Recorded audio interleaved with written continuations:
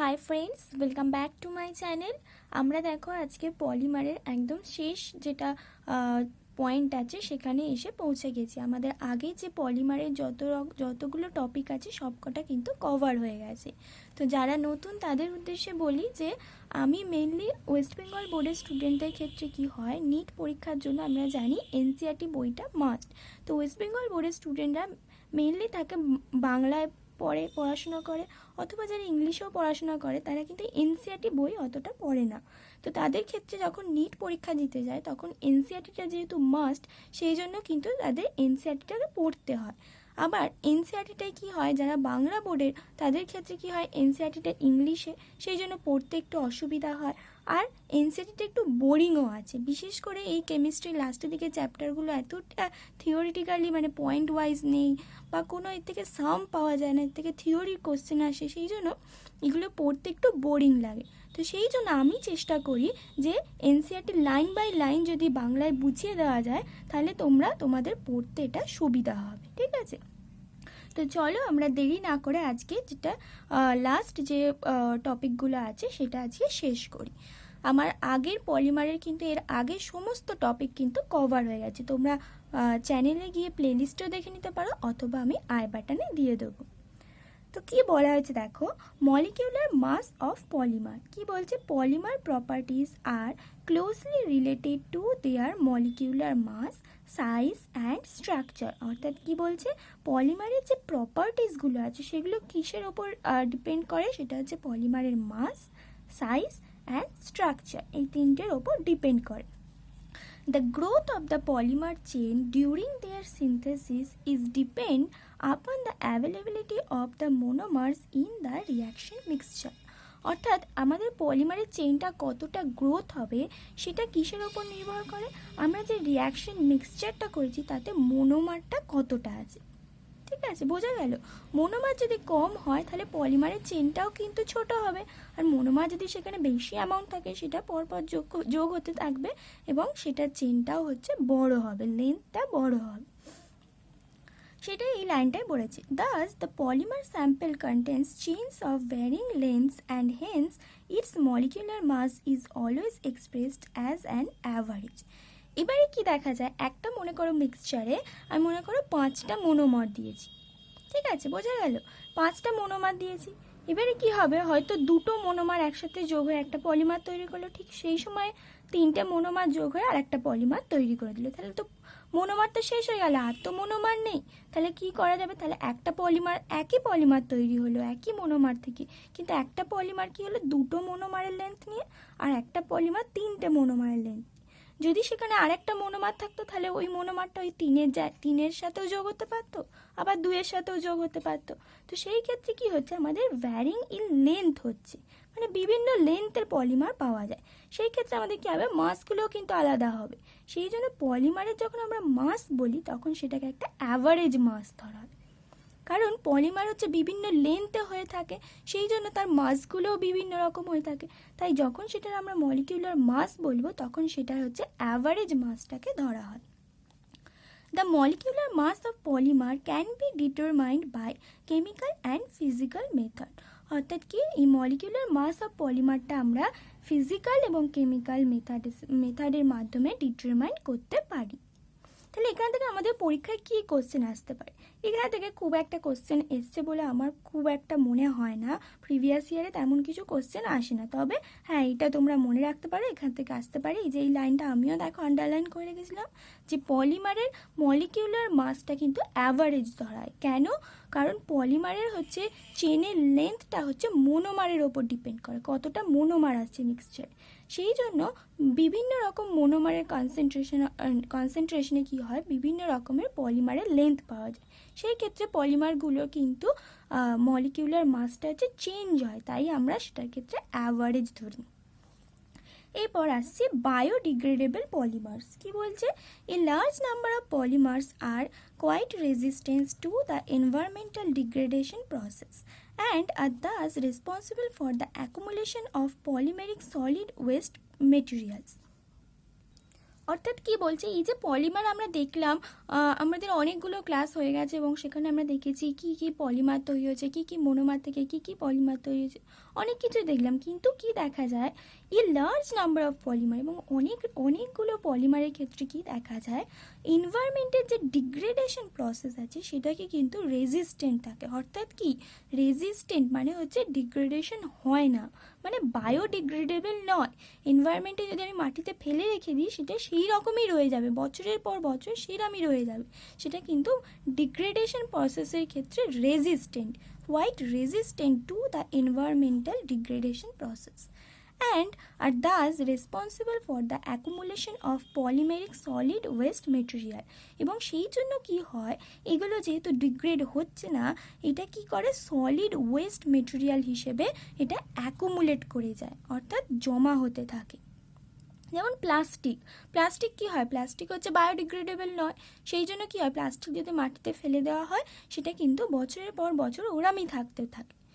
ঠিক আছে, যদি আমরা একটা পাতাকে ফেলে রেখে দিই সেটা কিছুদিন পর দেখবে মাটি হয়ে গেছে, কিন্তু প্লাস্টিক কিন্তু অত সহজে মাটি হয় না, সেটাও হচ্ছে রেজিস্ট্যান্স। ঠিক আছে, আমরা দেখেছি যে পলিমারে কি আছে, পলিথিন আমরা তো জানি কি, সেই পলিথিন হচ্ছে পলিমারের মধ্যে আমরা পড়েছি যে ইথিন মলিকিউল হচ্ছে মনোমার হিসেবে কাজ করে এবং পলিথিন তৈরি করে। তো তাহলে পলিথিন তো আমরা জানি যে সেটা কিন্তু এনভায়রনমেন্টাল ডিগ্রেডেশন প্রসেসে কিন্তু পার্টিসিপেট করে না। তাহলে এগুলো কি হচ্ছে, পলিমার অনেক তৈরি হচ্ছে এবং সেগুলোরও অনেক ইউজ দেখলাম আমরা, যেটা হচ্ছে আমাদের ডেলি লাইফটাকে অনেকটা স্বাচ্ছন্দ্য করে। কিন্তু কি হচ্ছে, এটা আমাদের একটা ওয়েস্ট মেটেরিয়াল হিসেবে জমা হতে থাকছে এবং সেটা কি করছে, একটা পলিউশন তৈরি করছে। This solid waste cause acute environmental problem. তাহলে কি হলো, এটা অনেক ইউজ আছে ঠিকই, কিন্তু এই সলিড ওয়েস্টগুলো কিন্তু একটা এনভায়রনমেন্টাল প্রবলেম তৈরি করছে and remain undegraded for quite a long time. এবং কি হচ্ছে, আনডিগ্রেডেডভাবে অনেক সময় ধরে এটা থেকে যাচ্ছে। রিমেন মানে অনেক সময় ধরে, কিন্তু এ লং টাইম মানে অনেক সময় ধরে এটা আনডিগ্রেডেডভাবেই কিন্তু রয়ে যাচ্ছে। ফলে কি হচ্ছে, আমাদের একটা এনভায়রনমেন্টে পলিউশনের প্রবলেম দেখা যাচ্ছে। In view of the general awareness and concern for the problems created by the polymeric solid waste, certain new biodegradable synthetic polymers have been designed and developed। তাহলে কি বলছে, আমাদের জেনারেল অ্যাওয়ারনেস এবং কনসার্ন এর ভিত্তিতে কি হচ্ছে, ফর দ্য প্রবলেমস ক্রিয়েটেড মানে এই যে সলিড ওয়েস্টের জন্য যে প্রবলেমটা ক্রিয়েট হচ্ছে সেটাকে কমানোর জন্য কি হচ্ছে, কিছু নিউ বায়োডিগ্রেডেবল সিনথেটিক পলিমারকে ডিজাইন করা হচ্ছে এবং ডেভেলপ করা হচ্ছে। অর্থাৎ শুধুমাত্র যে এনভায়রনমেন্টাল ডিগ্রেডেশন প্রসেসে রেজিস্ট্যান্ট পলিমার আছে তা নয়, এখন কিন্তু আমরা বায়োডিগ্রেডেবল সিনথেটিক পলিমারও তৈরি করতে পারছি। সিনথেটিক কেন বলছে, সিনথেটিক শব্দ থেকে আমরা জানি, আগের আমরা জেনেছি যে সিনথেটিক যখনই থাকবে তখনই হচ্ছে মানুষ সেটাকে পুরোপুরি তৈরি করছে ল্যাবরেটরিতে। সেমি সিনথেটিক মানে হচ্ছে আমরা নেচার থেকে নিচ্ছি, তাতে কিছু মডিফিকেশন করছি, আর ন্যাচারাল মানে আমরা পুরোটাই হচ্ছে নেচার থেকে পাচ্ছি। তাহলে সিনথেটিক পলিমার অর্থাৎ বায়োডিগ্রেডেবল সিনথেটিক পলিমার আমরা তৈরি করছি কিছু biodegradable synthetic polymer. These polymers contain functional groups similar to the functional groups present in biopolymer। অর্থাৎ বায়োপলিমারে যে রকমের ফাংশনাল গ্রুপ আছে এই পলিমারগুলোতেও কিন্তু সেই রকমেরই ফাংশনাল গ্রুপ থাকছে, সেইরকমই তৈরি করা হচ্ছে। সেইরকম ফাংশনাল গ্রুপ দিয়েই কিন্তু এই পলিমারগুলোকে সিনথেটিক্যালি হচ্ছে ল্যাবরেটরিতে তৈরি করা হচ্ছে। Aliphatic polyester are one of the important classes of biodegradable polymer। অর্থাৎ বায়োডিগ্রেডেবল পলিমারের একটা ইম্পর্টেন্ট ক্লাস হলো কি, অ্যালিফ্যাটিক পলিএস্টার। এই কথাটার মানে আমরা জানি, অ্যালিফ্যাটিক কখন বলা হয়, যখন হচ্ছে অ্যারোমেটিক কাকে বলা হয়, যখন সেখানে একটা বেঞ্জিন রিং দেখা যায়। স্ট্রাকচার যেটা থাকবে পলিমারে সেখানে যদি বেঞ্জিন রিং থাকে তখন সেটাকে আমরা অ্যারোমেটিক বলি, যদি বেঞ্জিন রিং না থাকে তখন সেটাকে আমরা অ্যালিফ্যাটিক বলি। আর পলি এস্টার মানে এস্টার হচ্ছে একটা ফাংশনাল গ্রুপ, পলি মানে অনেকগুলো হচ্ছে এস্টার গ্রুপ থাকবে। এই রকম ফাংশনাল গ্রুপ কন্টেন্ট করে যে মানে পলি এস্টার অনেকগুলো ফাংশনাল গ্রুপ থাকে এবং সেটা অ্যালিফ্যাটিক হয়, সেই রকম যে ক্লাসগুলো আছে সেগুলো হচ্ছে বায়োডিগ্রেডেবল পলিমার। তাহলে তোমাদের এখান থেকে কি কোশ্চেন আসবে, এই কোশ্চেনটা কি, যে আমাদের যে বায়োডিগ্রেডেবল পলিমারের যে ইম্পর্টেন্ট ক্লাস কোনটা, সেটা হচ্ছে অ্যালিফ্যাটিক পলিএস্টার। অ্যালিফ্যাটিক পলিএস্টার যদি হয় তাহলে সেটা বায়োডিগ্রেডেবল পলিমার্স হবে। এবারে দেখে নিই কিছু এক্সাম্পল, যদি আসতে হয় তাহলে এই কোশ্চেনটাই আসবে, কিন্তু মেনলি এখান থেকে কোশ্চেন আসে তোমার নাম দিয়ে দেয়, যেমন হচ্ছে পিএইচবিভি দিয়ে দেবে, এটা কি বায়োডিগ্রেডেবল না নন বায়োডিগ্রেডেবল, বা বায়োডিগ্রেডেবল পলিমার্স ইজ বলে তোমাদের হয়তো 4টে অপশন দেবে, সেখানে হয়তো পিএইচবিভি থাকবে বা এটার ফুল ফর্মটাও থাকতে পারে, তখন তোমাদের ওটাতে রাইট দিতে হবে। তো এরপরে চলি তাহলে বায়োডিগ্রেডেবল পলিমারের এক্সাম্পলে। কি হচ্ছে পিএইচবিভি, পলি বিটা হাইড্রক্সি বিউটারেট কো বিটা হাইড্রক্সি ভ্যালেরেট। এটা কিন্তু নামটা তোমাদের মনে রাখতে হবে, পলি বিটা হাইড্রক্সি বিউটাইরেট কো বিটা হাইড্রক্সি ভ্যালেরেট। বোঝা গেল? ইট ইজ অবটেন্ড, এবং এইটা তো হলো বায়োডিগ্রেডেবল পলিমার, এটার মনোমারগুলো কি সেটাও মনে রাখতে হবে। It is obtained by the copolymerisation of three hydroxybutanoic acid and three hydroxypentanoic acid. অর্থাৎ কি আমাদের মনে রাখতে হবে যে বায়োডিগ্রেডেবল পলিমারের এক্সাম্পল হচ্ছে কি পলি বিটা হাইড্রক্সি বিউটাইরেট কো বিটা হাইড্রক্সি ভ্যালেরেট, এবং এটার দুটো মনোমার কি 3-হাইড্রক্সি-বিউটানোইক অ্যাসিড আর 3-হাইড্রক্সি-পেন্টানোইক অ্যাসিড। ব্যাস এইটুকুনি খালি তোমাদের মনে রাখতে হবে। স্ট্রাকচার দিয়ে কোনোদিন অতটা কোশ্চেন আসেনি, তবুও তোমাদের স্ট্রাকচারটা কিন্তু তোমরা মনে রাখার চেষ্টা করবে। দেখো আমি নিচের দিকে দেখাচ্ছি যে 3-হাইড্রক্সি কী করে এই মনোমার থেকে পলিমার তৈরি হচ্ছে। মেইনলি যেটা কোশ্চেন আসে যে পিএইচবিভির মনোমার কি বা বায়োডিগ্রেডেবল পলিমার কি, তখন তোমাদের এই নামটা মনে রাখতে হবে। তো তোমরা যদি এই মনোমার থেকে কি করে পলিমার তৈরি হচ্ছে দেখো, তাহলে আমি তোমাদের দেখাই। চলো দেখো, আমি এই খাতাটায় লিখে রেখেছি আগে থেকে যে এটা কি 3-হাইড্রক্সি-বিউটানোইক অ্যাসিড আর এটা কি 3-হাইড্রক্সি-পেন্টানোইক অ্যাসিড। এই যে দুটো স্ট্রাকচার আছে, এই দুটো স্ট্রাকচারে আমি এখানে লিখে রেখেছি। তো এই দুটো স্ট্রাকচার থেকে কি করে আমরা পিএইচবিভি পাবো, তো দেখো এই যে স্ট্রাকচারটা আছে এটাকে আমরা এইভাবে লিখবো, মানে ফাংশনাল গ্রুপগুলো যাতে দুটো সাইডে থাকে, তাহলে কি হবে পরের যেটা আছে তার সাথে ওটা বন্ড তৈরি করতে পারবে। সেই জন্য আমরা কি করলাম, এইটাকে আমরা এই CH3টাকে নিচে লিখলাম, একই রেখেছি। দেখো এই CH3টাকে নিচে লিখেছি আর OH-টাকে এখানে লিখেছি। দেখো OH-টাকে এই সাইডে লিখেছি, CH3টাকে নিচে রেখেছি, ব্যাপারটা কিন্তু একই হচ্ছে। কিন্তু কেন এইভাবে লিখলাম, যে আমাদের যে মনোমারটা আছে তার দুদিকে দুটো ফাংশনাল গ্রুপ যেন থাকে, তাহলে এর পরের যে মনোমারটা থাকবে তারও দুদিকে দুটো ফাংশনাল গ্রুপ থাকবে, তাহলে কি হবে দুটোর মধ্যে বন্ড তৈরি হতে পারবে। এই পরেরটা দেখো, সেটাকেও কিন্তু আমরা ওইভাবেই লিখেছি। দেখো OH-টাকে একদিকে লিখেছি, CH3-CH2টাকে আমরা নিচে লিখে দিয়েছি, এটাকে এদিকে লিখেছি। তাহলে আমাদের কি হচ্ছে দেখো, এই যে এইটা যে ছিল এর যে OH আর এর C++OH, এর এখান থেকে কি হবে H যাবে আর এটা হচ্ছে OH যাবে, গিয়ে কি হবে ওয়াটার হচ্ছে বেরিয়ে যাবে। ওয়াটার বেরিয়ে গিয়ে কি হবে, তাহলে এই দুটো হচ্ছে চলে গেল। তাহলে পরের যেটা স্ট্রাকচারটা তৈরি হবে সেটাকে যদি আমরা লিখি OH CH CH3 CH2 C double bond O, এইচটা কিন্তু আর থাকবে না, এরও OH চলে গেছে, তাহলে এরপরে হবে CH CH2, এর নিচে যেটা আছে সেটা লিখবো CH2 CH3, তাহলে লিখবো C ডাবল বন্ড O।